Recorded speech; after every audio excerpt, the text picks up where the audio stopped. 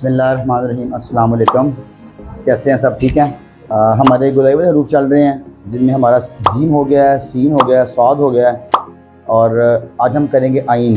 ठीक है, उसको लिखने का तरीका मैं आपके साथ शेयर करता हूँ जी। सबसे पहले आप जैसे हम हॉकी की शक्ल बनाते हैं वो चीज़ बनाएंगे यूँ। ठीक है, उसके बाद यहाँ एक डॉट लगाएंगे आप ऐसे करके, ये देखिए डॉट बन गया।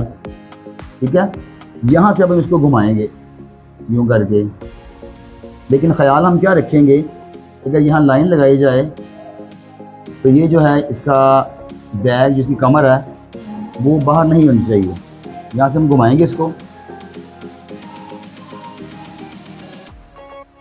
ठीक है, ये चीज़ हमने क्या बनाई, हॉकी की तरह बनाई है, हॉकी। और ये क्या हमने लगाया, नुक्ता। ठीक है, इसकी गुलाई है।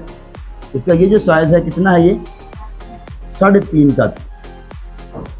और ये जो इसका इस तरह चौड़ाई है ये 3 कत बनाएंगे हम। ठीक है, इसी तरह ये जो चीज़ है ये वाली, ये कितनी मैंने बताई थी आपको, ये 2 कत, यहाँ से यहाँ तक जो साइज़ है। ठीक है, उसके बाद ये जो साइज़ ये वाला साइज़ है, ये नज़र जो आ रहा है ये वाला, ये हम बनाएंगे यहाँ से यहाँ तक जो साइज़ है 2.5 कत। नहीं, मैं बता रहा हूँ आपको, ये पूरा यहाँ से यहाँ तक 3.5 कत है। ठीक है, और उसके बाद ये जो हिस्सा नज़र आ रहा है आपको, हाफ कत है ये। और ये इसका जो ये हिस्सा है यहाँ से थोड़ा सा बाहर होता है। ठीक है, उसके बाद यहाँ मैं लाइन लगा रहा हूँ, हल्की सी इसकी कमर जो नज़र आ रही है आपको, बैक, वो लाइन के साथ टच हो रही है। हाफ कत इसको बनाएंगे। ठीक है, हाफ कत ये टच होती है लाइन के साथ। ठीक है जी।